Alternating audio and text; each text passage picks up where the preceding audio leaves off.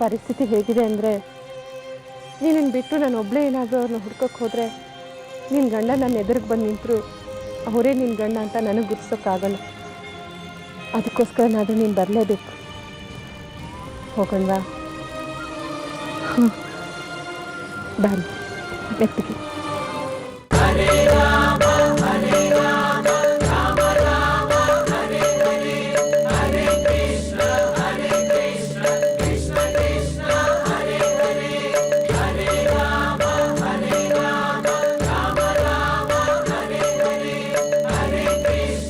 ಕೃಷ್ಣ, ನೀನು ಇಲ್ಲೇ ಇರು, ನಾನು ಈಗಲೇ ಬರ್ತೀನಿ.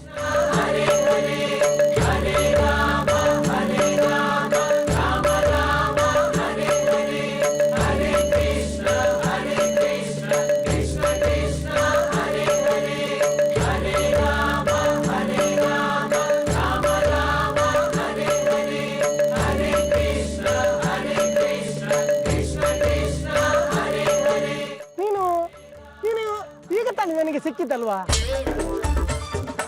ಸುಮ್ಮನೆ ನೋಡಬೇಡ. ನನಗೆ ಮರುವು ಜಾಸ್ತಿ, ನೆನಪಿನ ಶಕ್ತಿ ಕಮ್ಮಿ. ಕನ್ಫ್ಯೂಷನ್ ಮಾಡಬೇಡ. ನಾನು ನಿನ್ನನ್ನು ಮಾತಾಡ್ಸೋ ಪ್ರಯತ್ನ ಪಟ್ಟೆ, ಕರೆಕ್ಟಾ? ಹಾಯ್ ಬ್ರದರ್, ನಾನು ಮಾತಾಡ್ತಾ ಇದ್ದೇನೆ, ಉತ್ತರ ಕೊಡೋಕ್ಕಾಗಲ್ವಾ? ಮಾತಾಡು ಚಿನ್ನ. ರೀ ಮರುಗಳೆ ಅವ್ರೆ, ಅವ್ರು ಮಾತಾಡಕ್ ಬರಲ್ಲ ರೀ. ಅವ್ರ ಹೆಸರು ಕೃಷ್ಣ ಅಂತ, ನಮ್ಮ ಆಶ್ರಮದಲ್ಲಿ ಸೆಟ್ಲ್ ಆಗಿರೋ ಹಳೆ ಪೇಷಂಟು. ನಿನಗೆ ಮಾತಾಡೋಕ್ಕಾಗಲ್ವಾ? ಅದನ್ನೇ ಮೊದಲೇ ಬಾಯ್ ಬಿಟ್ಟು ಹೇಳೋದಲ್ವಾ? ಸರಿ ಬಿಡ್ರಿ, ನಿಮ್ಮ ಕೆಲಸ ನೋಡೋಗ್ರಿ. ಕೃಷ್ಣ ಬಾ ನೀನು.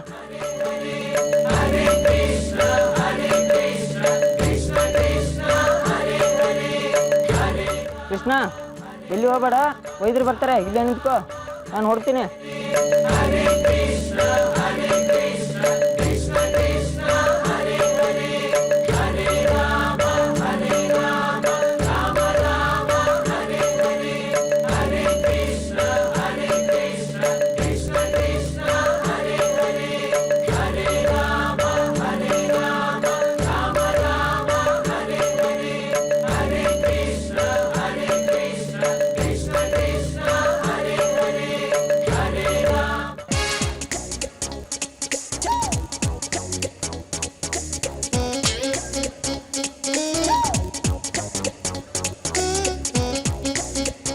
ಕೃಷ್ಣ, ಈಗ ತಾನೇ ಅಲ್ಲಿ ನೋಡ್ದೆ, ಆಗ್ಲೇ ಇಲ್ಲಿ ಬಂದ್ಬಿಟ್ಟಿಯಾ? ಡ್ರೆಸ್ ಚೇಂಜು, ಪಂಚೆ ಎಲ್ಲೋ? ಪಂಚೆನಾ? ಯಾವ ಪಂಚೆ? ಮಾತಾಡಕ್ಕೂ ಬರತ್ತಾ? ಕಳ್ಳ. ನನ್ನ ಹತ್ರನೇ ನಾಟಕ ಮಾಡ್ತೀಯಾ? ಬಾ ಒಂದ್ ಕಡೆ ಕೂತ್ಕೊಂಡು ಮಾತಾಡೋಣ. ಎಲ್ಲಿಗೆ? ನೀನಿರ್ಬೇಕಾದ ಜಾಗ ಅಲ್ಲಿ ಬಂದ್ಬಿಡು, ಇಲ್ಲದಿದ್ರೆ ಡಾಕ್ಟರ್ ಹತ್ರ ಹೇಳಿ ಇಂಜೆಕ್ಷನ್ ಕೊಡಿಸ್ತೀನಿ. ಬಿಡ್ರಿ ಕೈ. ಬಾರು. ಬಿಡ್ರಿ ಕೈಯ. ಬಾ. ಬಿಡ್ರಿ, ಹೋಗ್ರಿ ಕೆಲಸ ನೋಡ್ರಿ. ಬರದಿದ್ರೆ ಬೇಡ, ನಾನು ಅಲ್ಲಿರ್ತೀನಿ. ಇದೇನು ಆಶ್ರಮನ, ಹುಚ್ಚ ಆಸ್ಪತ್ರೆನ? ಎಲ್ಲ ತಿಕ್ಲಿ ತರ ಆಡ್ತಾ ಇದ್ದಾರೆ.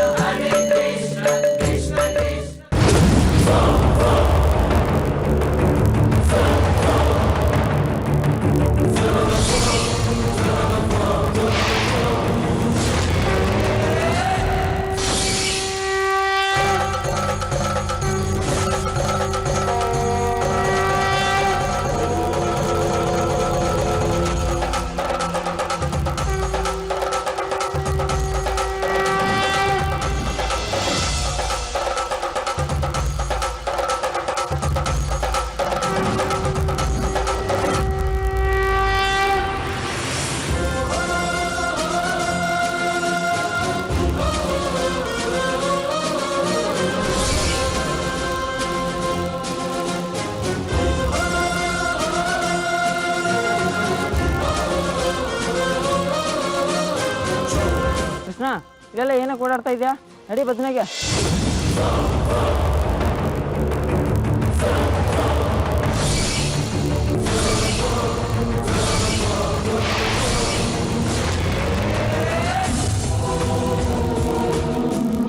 ರಾಧಿಕಾ, ಒಂದು ಕೆಲಸ ಮಾಡೋಣ.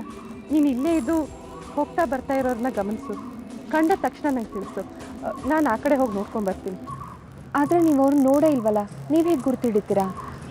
ಆಶ್ರಮದಲ್ಲಿ ಇರೋರು ನನಗೆ ಗೊತ್ತಲ್ವಾ, ಹೊಸ ಮುಖಗಳು ಯಾವುದಾದ್ರೂ ಕಂಡ್ರೆ ಅವರನ್ನ ಮಾತಾಡಿಸಿ ನಾನು ವಿಚಾರಿಸ್ತೀನಿ. ಸರಿ, ಹೋಗಿ ಬನ್ನಿ. ಸರಿ, ಹುಷಾರು.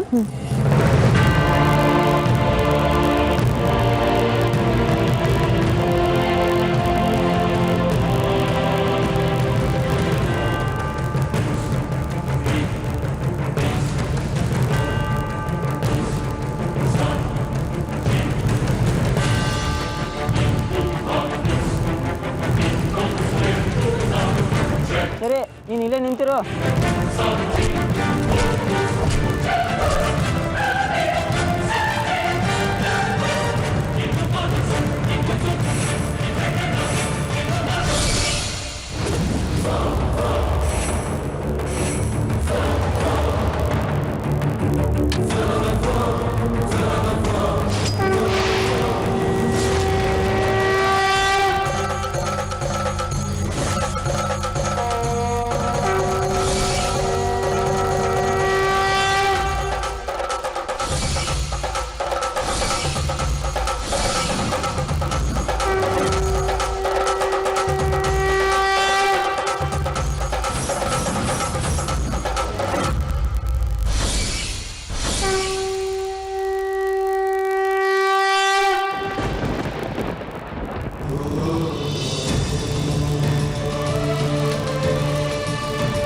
ರಾಧಿಕಾ, ಅಲ್ಲೆಲ್ಲ ಹುಡುಕಾಡಿದೆ, ಎಲ್ಲೂ ಸಿಗಲಿಲ್ಲ. ಒಂದು ಕೆಲಸ ಮಾಡೋಣ, ನೀನು ಆಯಾಸ ಮಾಡ್ಕೋಬೇಡ, ಇಲ್ಲೇ ಇರು, ನಾನು ಆಶ್ರಮದ ಸುತ್ತ ಹುಡ್ಕೊಂಡು ಬರ್ತೀನಿ. ಸರಿ, ನನ್ನ ವಿಷಯ ನನಗೆ ಸಿಗ್ತಾರೆ ಅನ್ನೋ ನಂಬಿಕೆ ನನಗಿದೆ.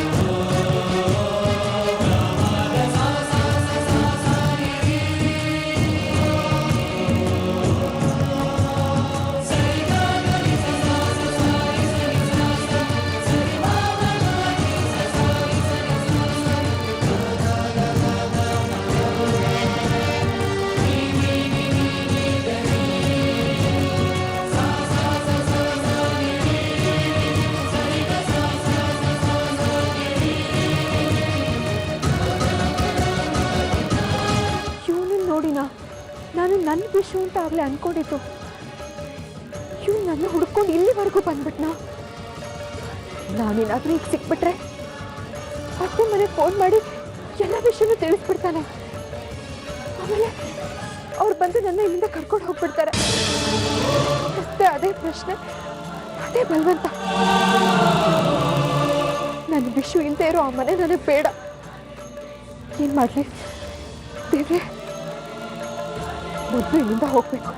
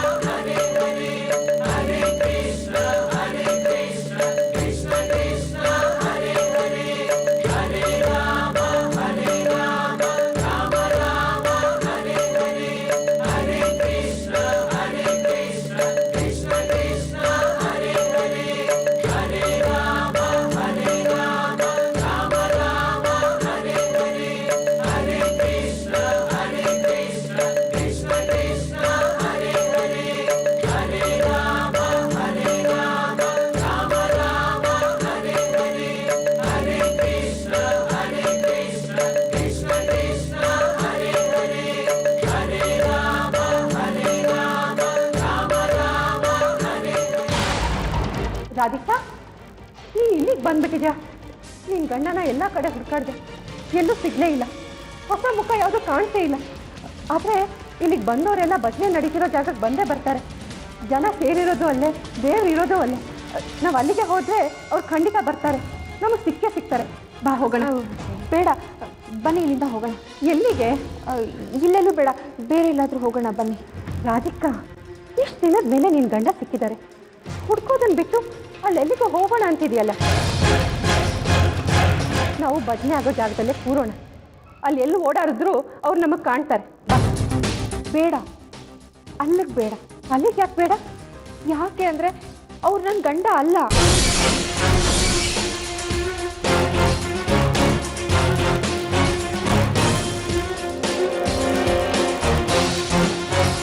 ಏನು? ಅದೇ ಅವ್ರು ನಿನ್ನ ಗಂಡ ಅಂತ ಹೇಳಿದ್ಯಲ್ಲ, ಅವ್ರು ನಿನ್ನ ಗಂಡ ಅಲ್ವಾ? ಅಲ್ಲ, ಅದು ನಾನು ದೂರದಿಂದ ನೋಡಿ ನನ್ನ ಗಂಡ ಏನು ಅಂತ ಅಂದ್ಕೊಂಡೆ ಅಷ್ಟೇ. ಆಮೇಲೆ ಸರಿಯಾಗಿ ನೋಡಿದ್ಮೇಲೆ ಗೊತ್ತಾಯ್ತು ಅವ್ರು ನನ್ನ ಗಂಡ ಅಲ್ಲ ಅಂತ. ಸರಿ, ಬನ್ನಿ ಹೋಗೋಣ. ರಾಧಿಕಾ, ಯಾಕೆ ನಿನ್ನ ಮಾತೇ ಒಂಥರ ಇದೆಯಲ್ಲ? ಅವ್ರು ನಿನ್ನ ಗಂಡ ಅಲ್ಲ ಅಂದರೆ ಹೋಗಲಿ ಬಿಡು. ಆದರೆ ನೀನು ಯಾಕೆ ಇಷ್ಟೊಂದು ಗಾಬರಿ ಆಗಿದೆಯಾ? ಹಾಂ, ನಾನಾ? ಇಲ್ವಲ್ಲ, ಹಾಗೇನಿಲ್ಲ. ಅದು ಇಷ್ಟೊತ್ತು ಹುಡ್ಕಾಡಿ ತುಂಬ ಆಯಾಸ ಆಯ್ತಲ್ಲ, ಅದಕ್ಕೆ ಹಾಗನ್ನಿಸ್ತಿರ್ಬೇಕು. ಸರಿ, ಬನ್ನಿ ಹೋಗೋಣ. ಅಲ್ಲ, ಹೋಗೋಣ ಹೋಗೋಣ ಅಂತ ಯಾಕೆ ಹೇಳ್ತಿದ್ಯಾ ನೀನು? ನೀನೇ ಆಸೆ ಪಟ್ಟು ಭಜನೆ ಆಗೋ ಜಾಗಕ್ಕೆ ಹೋಗೋಣ ಅಂತ ಕರ್ಕೊಂಬಂದೆ ತಾನೆ. ಈಗ ನೋಡಿದ್ರೆ ಅಲ್ಲಿಗೆ ಹೋಗೋಣ ಅಂದರೆ ಬೇಡ ಅಂತೀವಿ. ಯಾಕೆ? ಬಾ, ಅಲ್ಲಿಗೆ ಹೋಗೋಣ. ಬೇಡ, ಭಜನೆ ನೋಡಿದ್ದು ಸಾಕು, ಬನ್ನಿ ಇಲ್ಲಿಂದ ಹೋಗೋಣ. ರಾಧಿಕಾ, ನನಗೊಂದು ವಿಷಯ ಅರ್ಥ ಆಗ್ತಾ ಇಲ್ಲ. ಯಾರನ್ನು ನೋಡಿ ನೀನು ಗಂಡನೇ ಅಂತ ಅಷ್ಟೊಂದು ಖಡಾಖಂಡಿತವಾಗಿ ಹೇಗೆ ಹೇಳ್ದೆ ನೀನು? ಈಗ ಭಜನೆಗೆ ಹೋಗೋದು ಬೇಡ, ಹೋಗೋಣ ಅಂತ ಯಾಕೆ ಹೇಳ್ತಿದ್ಯಾ? ಅದಕ್ಕೆಲ್ಲ ಯಾವ ಕಾರಣನೂ ಇಲ್ಲ, ಬನ್ನಿ ಇಲ್ಲಿಂದ ಹೋಗೋಣ.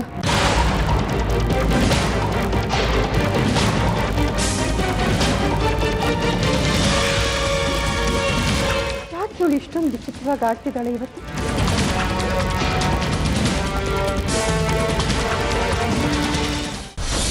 ನಾನು ಹೊರಡ್ತಿದ್ದೀನಿ, ನನ್ನ ಕೆಲಸ ಮುಗೀತು. ಮತ್ತೆ ಇರು ಅಂತ ಚೆನ್ನಾಗಿರೋದಿಲ್ಲ. ಹೊರಡ್ತಿದ್ದೀನಿ ಅಂದೆ, ದುಡ್ಡು ಕೊಟ್ಕೊಂಡು ನೋಡ್ಬಿಟ್ರೆ ಎದ್ಕೊಂಡ್ಬಿಡ್ಬೇಕಾ? ನಾನು ದುಡ್ಡು ಕೊಟ್ರಿ ಮೊದಲು. ಏನ್ರಿ ನೀವು? ನಾನು ಇನ್ನೊಂದು ಜೀವದ ಬಗ್ಗೆ ಅಷ್ಟೊಂದು ಟೆನ್ಷನ್ ತಗೊಂಡು ಓಡಾಡ್ತಿದ್ರೆ ನೀವು ನೋಡಿದ್ರೆ ನೆನ್ನೆ ರಾತ್ರಿಯಿಂದ ದುಡ್ಡು ದುಡ್ಡು ಅಂತ ಒಂದೇ ರಾಗದಲ್ಲಿ ಎಳಿತಾ ಇದ್ದೀರಾ. ರೀ ಡಾಕ್ಟ್ರೆ, ನಂಗೆ ದುಡ್ಡೇ ಮುಖ್ಯ, ಮೊದಲು ದುಡ್ಡು ಕೊಡಿ. ಯಾವ ದುಡ್ಡು? ಸರ್ಕಾರ ನಿಮಗೆ ದುಡ್ಡು ಕೊಟ್ಟು ನೇಮಿಸಿರೋದೇ ಈ ಕೆಲಸ ಮಾಡೋಕ್ಕೆ. ಮಾಡ್ತಿರೋ ಸೇವೆನೂ ಖುಷಿಯಾಗಿ ಮಾಡೋಕ್ಕಾಗಲ್ಲ ನಿಮಗೆ, ಸಾಲದು ಅಂತ ದುಡ್ಡು ಬೇರೆ ಕೇಳ್ತೀರೇನ್ರಿ? ಕಾನೂನು ಮಾತಾಡಬೇಡಿ, ಇನ್ನೊಂದ್ಸಲ ಕಳೆದ್ರೆ ಬರೋದೇ ಇಲ್ಲ ಅಷ್ಟೇ. ದೂರು ಕೊಡ್ತೀನಿ ಸರ್ಕಾರಕ್ಕೆ. ಹೆದರಿಸ್ತಿದ್ದೀರಾ?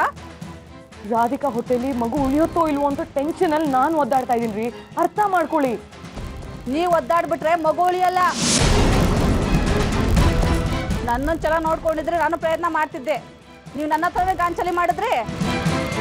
ಬಿಡಿ, ನನಗೇನು, ಈಗ ಅನುಭವಿಸಿ. ನಾನಿದ್ರು ಅಷ್ಟೇ, ಇಲ್ದಿದ್ರು ಅಷ್ಟೇ, ಹೊಟ್ಟೆಲಿ ಮಗು ಉಳ್ದಿರೋದಿಲ್ಲ. ಬಿಟ್ಟು ಬಿಟ್ಟು ಹೊಟ್ಟೆ ನೋವು ಬರ್ತಿರುತ್ತೆ. ಇನ್ನು 2 ದಿನ ಕಳೆದ್ರೆ ಹೊಟ್ಟೆ ಹೊಡ್ಕೊಂಡು ಈಚೆ ಬರುತ್ತೆ ಮಗು. ಸತ್ತಿರೋ ಗರ್ಭ ಅದು.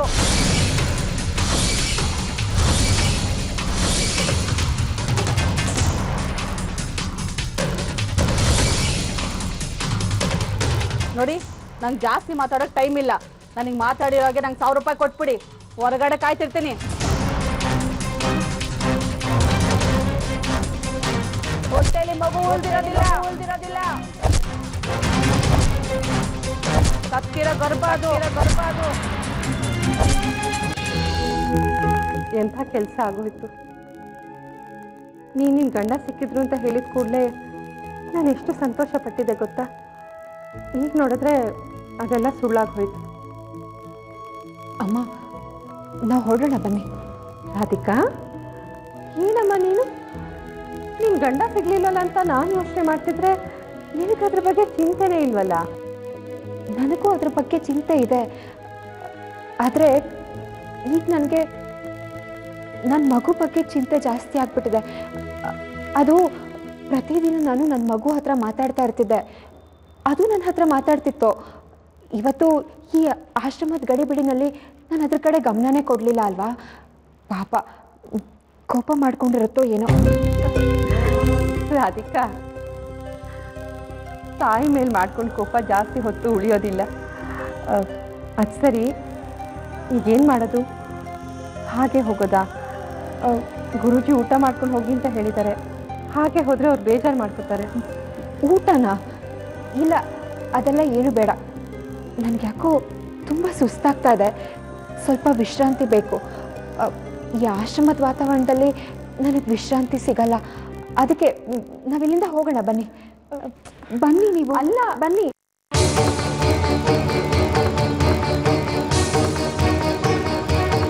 ವೈದ್ಯನಾಥ್, ನೀವು ಇಲ್ಲಿದ್ದೀರಾ? ಆಗ್ಲಿಂದ ಹುಡುಕ್ತಿದ್ದೆ ನಿಮ್ಮನ್ನ ನಾನು. ಯಾಕೆ, ಏನಾಯ್ತು? ನರ್ಸ್ ನನ್ನ ಹೆದರಿಸ್ತೀಯಾಳೆ. ಏನಂತ? ಸಾಧಿಕಾಲ್ ಹೊಟ್ಟಿಲಿರೋ ಮಗು ಸತ್ತು ಹೋಗಿದೆ ಅಂತ ಹೇಳ್ತೀಯಾಳೆ. ಏನು ಹೇಳ್ತಿದೆ ಸಂಜೀವ್ನಿ? ಹೌದು, ನಿನ್ನೆ ರಾತ್ರಿಯಿಂದ ಅದನ್ನೇ ಹೇಳ್ತೀಯಾಳೆ. ನಾನು ಅದಕ್ಕೆ ಇವತ್ತು ಕರ್ಕೊಂಡೋಗಿ ಸ್ಕ್ಯಾನಿಂಗ್ ಕೂಡ ಮಾಡಿಸ್ಕೊಂಬಂದೆ. ರಿಪೋರ್ಟ್ ಏನಂತ ಬಂತು? ಸ್ಕ್ಯಾನಿಂಗ್ ಇವತ್ತಷ್ಟೇ ಮಾಡಿಸಿರೋದು, ರಿಪೋರ್ಟ್ಸ್ ಎಲ್ಲ ನಾಳೆ ಸಿಗತ್ತಂತೆ. ಅದೇನು ಹೇಳುತ್ತೋ ನನಗೆ ಗೊತ್ತಿಲ್ಲ, ಆದರೆ ನರ್ಸ್ ಚೆಕ್ ಮಾಡಿದ್ದಾಳೆ, ಮಗು ಸತ್ತು ಹೋಗಿದೆ ಅಂತ ಹೇಳ್ತಿದ್ದಾಳೆ. ನನಗೆ ಏನು ಮಾಡಬೇಕು ಅಂತ ಗೊತ್ತಾಗ್ತಿಲ್ಲ. ಗೊತ್ತಾಗ್ತಿಲ್ಲ ಅಂದರೆ ಏನರ್ಥ ಸಂಜೀವ್ನಿ? ಮುಂದೆ ಆಗಬೇಕಾಗಿರೋ ಪ್ರೊಸೀಜರ್ಸ್ ಎಲ್ಲ ನಾವು ಮಾಡಲೇಬೇಕು. ಹೋಗ್ಲಿ, ರಾಧಿಕಂಗೆ ಈ ವಿಷಯ ಗೊತ್ತಾ? ಇಲ್ಲ. ಯಾಕೆ? ವೈದ್ಯನಾಥ್, ಈ ವಿಷಯ ರಾಧಿಕಾಗೆ ಹೇಗೆ ಹೇಳಲಿ ನಾನು? ಅದೇ ಕಷ್ಟ ಆಗಿರೋದು, ಅದಕ್ಕೆ ನಿಮ್ಮನ್ನು ಹುಡ್ಕೊಂಡ್ ಬಂದಿದ್ದೀನಿ.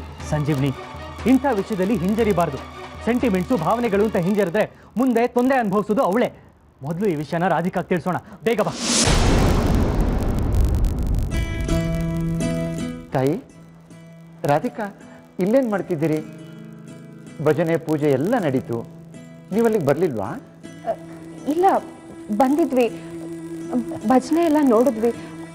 ಅಲ್ಲಿ ಅದು ಹಾಂ, ನನಗೆ ಜಾಸ್ತಿ ಹೊತ್ತು ನಿಂತ್ಕೊಳ್ಳೋದಕ್ಕಾಗಲಿಲ್ಲ, ಅದಕ್ಕೆ ಹೊರಟ್ವಿ. ತೊಂದರೆ ಇಲ್ಲ, ಕೊಡು, ಪ್ರಸಾದ ತಗೊಳ್ಳಿ.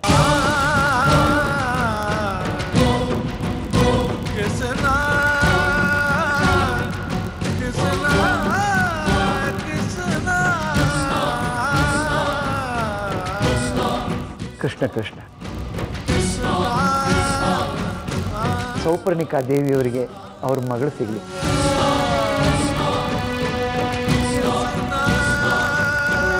ರಾಧಿಕಾನಿಗೆ ಅವಳ ಗಂಡ ಸಿಗಲಿ. ಎಲ್ಲರಿಗೂ ಒಳ್ಳೆಯದಾಗಲಿ. ಎಲ್ಲಕ್ಕಿಂತ ಮುಖ್ಯವಾಗಿ ಮಗಳೇ, ನಿನ್ನ ಹೆರಿಗೆ ಸುಖಪ್ರದವಾದ.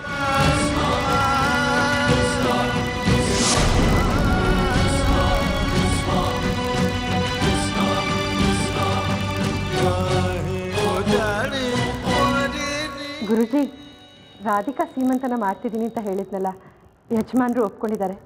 ತುಂಬ ಅದ್ಧೂರಿಯಾಗಿ ಮಾಡ್ತೀವಿ, ಎಲ್ಲರೂ ಬರಬೇಕು.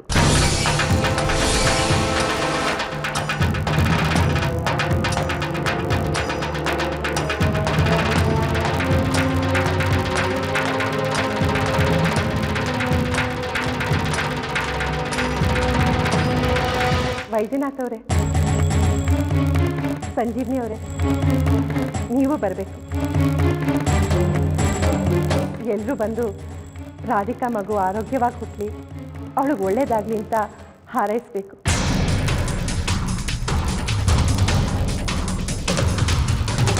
ಆಶೀರ್ವಾದ ಮಾಡಬೇಕು, ತಪ್ಪಿಸ್ಬೇಡಿ.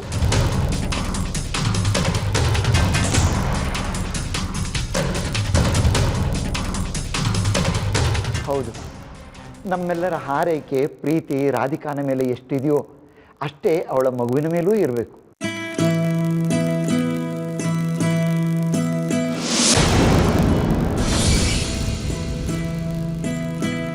ಅವಳಿಗೆ ಹುಟ್ಟೋ ಮಗುವನ್ನು ನೋಡೋದಕ್ಕೆ ನಮ್ಮ ಆಶ್ರಮವಾಸಿಗಳೆಲ್ಲರೂ ಕಾಯ್ತಾ ಇದ್ದಾರೆ. ಎಲ್ಲರೂ ಸೀಮಂತಕ್ಕೆ ಬರ್ತಾರೆ. ಆದರೆ ಗುರುಜಿ, ಒಂದು ಮಾತು ಹೇಳೋದಿತ್ತು. ಇಲ್ಲ ಇಲ್ಲ ವೈದ್ಯನಾಥರೇ, ಅವತ್ತು ಆ ರೋಗಿ ಈ ಚಿಕಿತ್ಸೆ ಅಂತ ಕಾರಣ ಹೇಳೋ ಹಾಗೆ ಇಲ್ಲ. ಸಂಜೀವಿನಿ, ನೀನು ನಿನ್ನ ಗೆಳತಿಯರ ಜೊತೆಗೆ ರಾಧಿಕಾ ಸೀಮಂತಕ್ಕೆ ಹಾಜರಾಗಲೇಬೇಕು. ತುಂಬ ಸಂತೋಷ. ಗುರುಜಿ, ರಾಧಿಕಾ ರೆಸ್ಟ್ ತಗೋಬೇಕು ಅಂತಿದ್ಲು. ನಾವಿಲ್ಲಿ ಹೊರಡೋದಾ? ಸಂತೋಷ. ಬರ್ತೀನಿ. ಕೃಷ್ಣ ಕೃಷ್ಣ. ಬರ್ತೀನಿ.